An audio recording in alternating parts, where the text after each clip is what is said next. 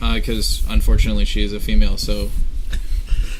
Unfortunately? No, I meant... I'm just saying. They'll edit that later.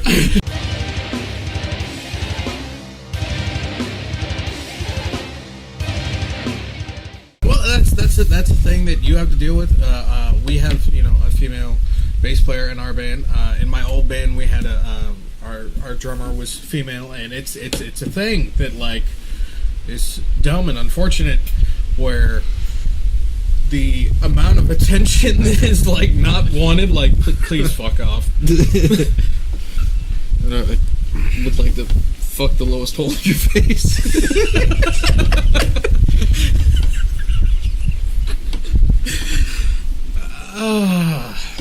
Thank you, Louis C.K. for that one. Yeah. Eve got dubbed Thunder Chick by this drunk dude because she could double bass. He was like, hey, Thunder Chick. And she's like, oh, that's awesome. That's a great nickname. That's fucking bullshit. Instead, these fucking people. You're a great drummer.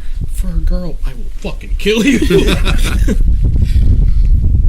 I mean, I think that is, like, we were trying to talk with Jill in our new project, because unfortunately she is a female, so... Unfortunately? No, I meant... I'm just saying. They'll edit that later. Not that you're the lower sex. I'm just saying I want you to have a penis.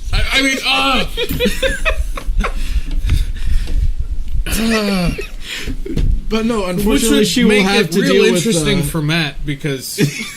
her husband. When did you get a penis? Well, Phil said I should have a penis. Well, at least take it out of the box first.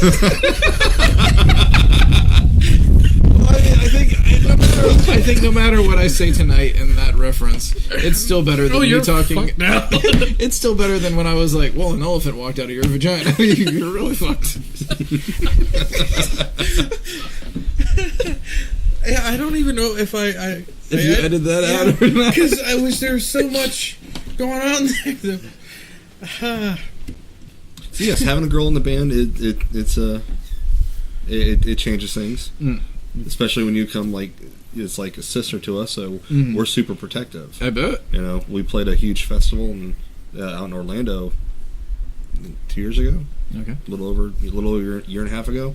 As soon as we get off stage, flock straight to her, and we're just over there like, out of my way, guy. It kind of looks like, oh, hey, we're in the band too, but it's more like I will fucking kill you. Yeah. Yeah, that definitely. It makes you realize how sleazy guys in general are, and then you realize you're like, oh fuck, I'm one of those. Damn it. Oh, I'm so gross. It reminds me I'm of horribly sorry for my entire sex. The whole Brian Posehn thing, where he was like, he was talking about when he was younger. My little cum pirate? No, the other thing. When he was talking about how he was a writer for a magazine and he got to interview Wasp. And like, as a musician, you're doing this essentially to get pussy, he said. And so, but all you end up getting are a bunch of guys who are like, you're awesome, man. And he interviews Chris from Wasp, and he's like, you guys are great. And he's like, grow some tits. No, come back when you grow some tits. Really? That's all that's keeping me from just some tits? I mean... yeah. Awkward. Basically cut it out. That's right. I've actually done that how many times? Yeah, I don't know if I've ever done it when you did that. I think he edits out me saying cut it. What were we talking about? We were talking about the concept album, then we were talking about Willem Dafoe, then Bob Saget. And then how females are the lesser sex, yeah. I believe you said. I believe you said.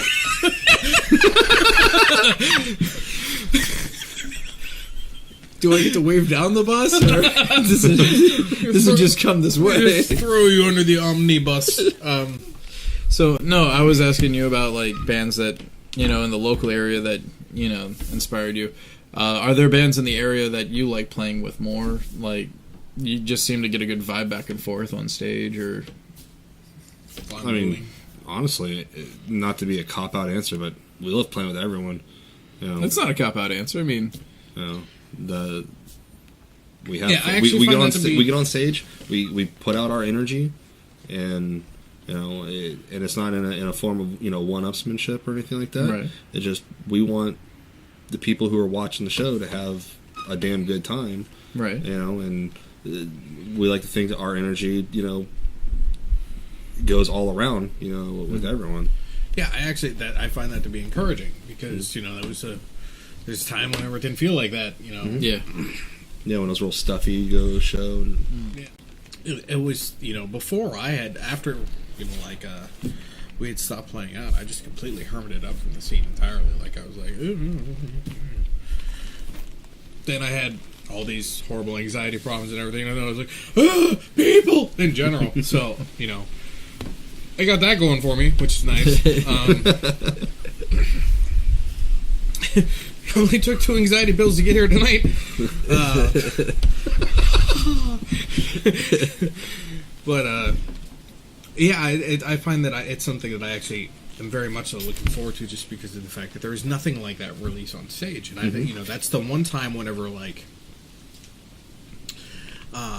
it is okay and perfectly acceptable to be crazy. oh yeah, To let your crazy out, because of and the more so, the better. It's encouraged, you know, to actually let all that emotion flow through you, and that way, when you walk off stage, you're purged. You've actually let it go. yeah. Well, Purge 3, the stage. It's an absolute release. Yeah, You know? the best. You know, I've never experienced anything that comes close to that. No matter how many dead bodies one can ejaculate on, it's not the same. But I would get that same feeling even from, like, practice. Like, not nearly as the same in the sense of, like, it's almost like confession, I guess. You know, was the feeling that I would get whenever doing that in front of a crowd. Yeah. The energy release at a practice, once you're going to, like, not working on we're working on a song, but actually going through your set list. I loved that feeling. It was always great. It was a good release, but it feels like confession when you do it live. That's a good Yeah. way to put it, Absolutely. yeah. I mean, how else are you going to... I killed that person in the parking lot last week. Yeah. Well, That's the great thing about screaming, you know. No idea what I'm saying. We'll practice like we are on stage. Yeah. You know, it's just as much energy, you know, standing with, you know, only the band members than it is, you know, standing in front of, you know, all the people watching us. You know, and that's just because we're having a great time. You know, it is that release. You're amongst your friends, and you're just having a grand old time. You know, that's kind of like our atmosphere. Is we're there to have fun. It's a Right. party. Yeah, I definitely get that vibe out of your shows. I mean, you've definitely got your fan base in the back, and they're shouting out at you. You're on stage, and I definitely see the chino. Now, that as soon as you said that, I definitely see the chino style up there. But I definitely get a, not to sound cheesy, but the family vibe. I want to get back... We're actually keeping him around so that we can slowly siphon off his life force. Yes. His young life juices. So, we have Screaming at the Silence, Slowly Becoming a Monster, the brand new album, 13 tracks. You can buy the CD at the shows. Do you have other ways of picking up the album? Yeah, digital, as of this week, it's now on Bandcamp, and I want to say it's screamingatthesilence.bandcamp.com or bandcamp.com or .screamingatthesilence. Go to Bandcamp and look for us. It's on there. Fucking Google us. It's there. That's a threat. I'm such a salesman. Google us. Fucking Google us. You do the work. Yeah, and if you don't like that... Well, I mean, at the CD release party, we were doing track 10s. We actually did the album in its entirety on stage. Awesome. You know, so everyone they can sit there and know what to expect on the CD. You know, and the live aspect as well. And we go into track 10, Ending in the Cupboard, and I showed my age because I stood there and I was like, you probably heard this song on my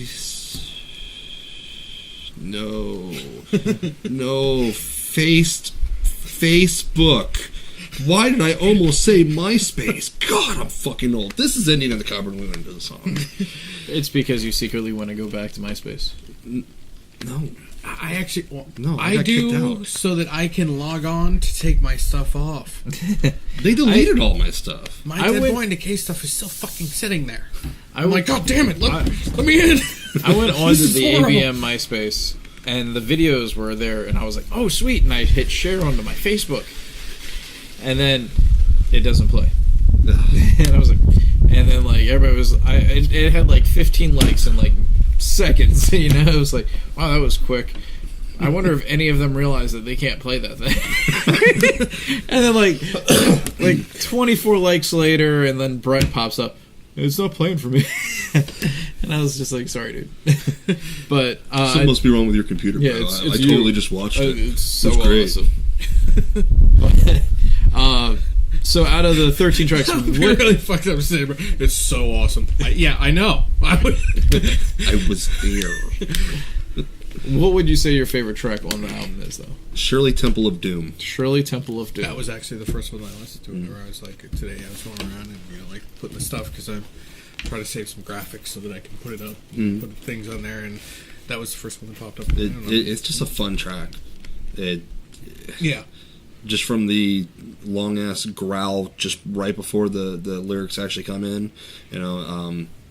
What's cool about that is a good friend of mine, you know, came up to me after seeing us play live and is like, my dream is to get on stage and play a song with you guys. I'm like, all right, cool. So then we start going in the recording phase, and I started that just kept ringing in the back of my head, and I was like, you know what? I'm gonna call Ryan. I'm gonna get him in the studio. Mm-hmm. Let's one up this. Let's put him on the album. And he was just like, fuck yeah. What? Like, yeah, here's the address. Show up. And he just fucking nailed it. He just knocked it right out of the park. You know, came in there, you know, as being someone who's never, you know, been in a band, you know, never done, to my knowledge, anything live on stage or anything like that, and just walk in ready to go. You know, I sent him the lyrics just a couple days beforehand. He's like, what part am I doing? You're doing this. Okay. I'm like, all right, do you need a couple takes? No. I've been in and out of studios for years, and I need 3 days of warm ups. I need pre-production. And I he's need like, my water chilled to just the right temperature. I need my honey bear right here with my hot tea right here. I know so many people who do that. Yeah, it works. It works. I hear that. I've never done it myself, but I hear like I have a set list, or you know, like there's songs, you know, like a bunch of old songs like Slipknot's Sick and a few other ones that like I always put in that I always go in and just scream on top of first to warm up. Yeah. Like because of the fact that it just smooths the scream out. Like, Oh yeah. smooths the scream. And then I go in a gargle with, you know, hot asphalt.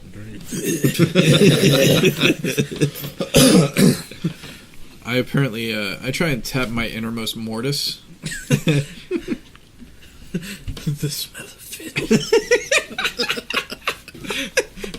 I like having, you know, like coworkers someone will go, oh, you're in a band, let me hear your song. And I'm like, Nah. I don't think you're gonna like it. And they're like, oh no, just go ahead and play it. Okay.